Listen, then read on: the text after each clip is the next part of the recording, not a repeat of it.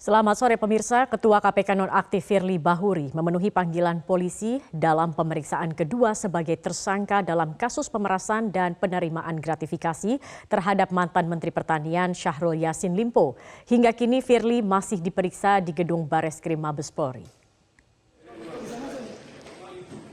Berbeda dengan kedatangannya pada pemeriksaan pertama, kali ini Firly tidak menghindar dari para jurnalis. Namun tidak ada sepatah kata yang keluar dari Firly sebelum menjalani pemeriksaan.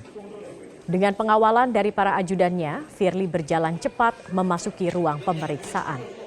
Direktur Reserse Kriminal Khusus Polda Metro Jaya, Kombes Ade Safri Simanjuntak mengatakan, pemeriksaan lanjutan ini sama seperti pemeriksaan sebelumnya.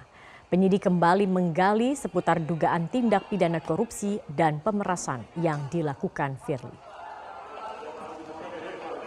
Dan untuk mengetahui informasi terkini sudah bergabung bersama kami jurnalis Metro TV Anwar Fuadi langsung dari Bareskrim Polri.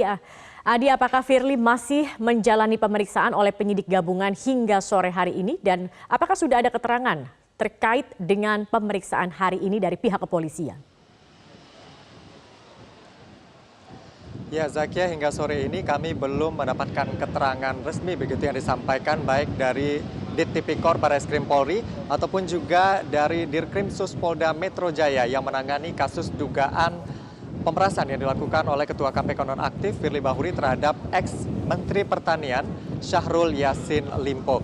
Dan juga kalau kita hitung begitu ya, sejak Firly tiba di gedung Bareskrim Polri tadi sejak pukul 9.12 waktu Indonesia Barat, itu artinya hampir 7 jam Firly masih menjalani pemeriksaan di ruang riksa lantai 6 di Tipikor Bareskrim Polri. Dan juga kami masih menunggu perkembangan terkini terkait dengan pemeriksaan yang saat ini berlangsung terhadap Firly Bahuri. Dan seperti yang disampaikan tadi, memang Firly Bahuri sudah hadir di Bareskrim sejak tadi pagi pada pukul 9.12 waktu Indonesia Barat, dan ia langsung hadir melalui pintu depan yang ada di belakang saya. Ini kali pertama Firly melewati pintu yang ada di belakang saya, dan sebenarnya ini adalah pintu yang selalu dilewati oleh pihak berperkara yang diperiksa di Bareskrim Polri. Karena sebelum-sebelumnya ini adalah kali keempat Firly diperiksa di Bareskrim Polri. Sebelumnya ia melewati pintu yang tidak diketahui oleh awak media, yang tentunya pintu tersebut bisa diakses begitu ya bagi orang-orang yang memiliki privilege. Namun berbeda setelah ia dinonaktifkan sebagai Ketua KPK pada hari ini, ia datang langsung dan juga menghadap awak media. Walaupun ia tidak memberikan komentar banyak begitu pada saat ia tiba di gedung Bareskrim Polri. Dan belakangan dalam keterangan tertulisnya, Firly Bahuri mengatakan bahwa meskipun pada hari ini ia mengeluhkan batuk atau kondisi kesehatannya tidak terlalu baik, namun ia tetap hadir begitu ya dalam pemeriksaan pada hari ini, karena disampaikan juga oleh Ian Iskandar, penasihat hukumnya, bahwa Firly Bahuri ini akan kooperatif menjalani pemeriksaannya sebagai tersangka. Ini adalah pemeriksaan Firly sebagai tersangka yang kedua kalinya.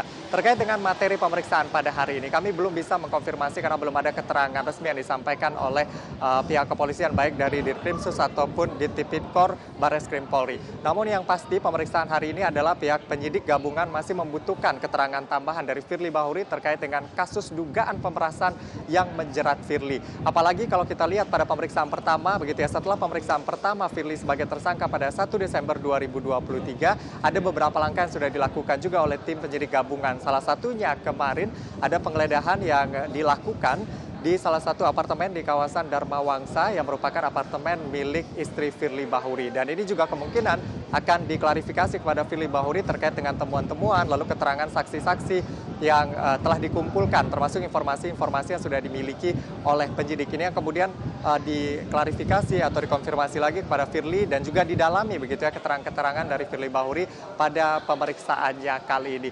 Kita masih akan tunggu seperti apa jalannya pemeriksaan dan apakah nanti Firly akan keluar dari pintu di belakang ini dan akan memberikan keterangan kembali kepada awak media seperti pada pemeriksaan yang pertama sebagai tersangka di 1 Desember 2023 lalu. Zakia. Baik, Adi, setelah pemeriksaan apa langkah selanjutnya yang dilakukan penyidik?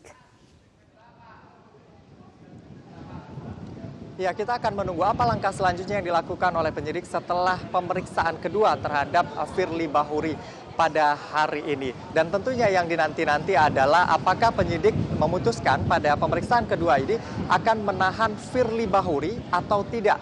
Karena ini adalah pemeriksaan kedua dalam statusnya sebagai tersangka. Kalau kita lihat untuk penahanan sendiri tentu ada dua alasan, yaitu alasan objektif dan juga subjektif. Untuk alasan objektif, ini adalah pasal yang disangkakan untuk ancaman hukumannya 5 tahun ke atas begitu ya. Sedangkan untuk kasus Firly ini ancaman hukumannya maksimal adalah seumur hidup. Tentu ini secara objektif sudah memungkinkan sebenarnya bagi penyidik untuk kemudian melakukan penahanan terhadap Firly Bahuri. Namun disampaikan sebelumnya oleh penyidik pada pemeriksaan yang pertama sebagai tersangka di 1 Desember 2023 bahwa pihak penyidik Barreskrim Polri dan juga Polda Metro Jaya ini mengaku belum perlu ada alasan subjektif yang membuat penyidik belum melakukan penahanan terhadap Firly Bahuri. Alasan subjektif diantaranya adalah adanya kekhawatiran mungkin Firly melarikan diri atau kemudian juga menghilangkan barang bukti. Dan penyidik tidak melihat kemungkinan itu. Tapi pada hari ini kita akan lihat seperti apa. Apakah penyidik masih akan berpegang kepada pernyataannya pada saat pemeriksaan pertama 1 Desember 2023 atau justru pada hari ini akan dilakukan penahanan terhadap Firly Bahuri di tengah kemudian desakan dari banyak pihak begitu ya. Sebenarnya penyidik sudah bisa melakukan penahanan terhadap Firly Bahuri ini karena kekhawatiran yang disampaikan. Tapi tentunya kita harus menghargai juga penyidik mempunyai pandangan dan juga subjektivitasnya sendiri terkait dengan penanganan kasus ini. Dan disampaikan juga oleh baik Kapolda Metro Jaya dan juga Kapolri bahwa penyidik diserahkan kepada penyidik terkait dengan penahanan terhadap Firly Bahuri. Ini yang kita tunggu-tunggu nanti. Apakah Firly Bahuri akan ditahan atau tidak? Ini akan menjadi langkah penting yang akan kita lihat dari pemeriksaan kedua Firly Bahuri sebagai tersangka pada sore hari ini. Untuk sementara demikian dapat kami laporkan dari Barreskrim Polri. Kembali ke studio Zakia. Baik, kami akan terus tunggu bagaimana perkembangan pemeriksaan Firly Bahuri. Terima kasih Anwar Fuadi atas laporannya. Jelajahi cara baru mendapatkan informasi. Download Metro TV Extend sekarang.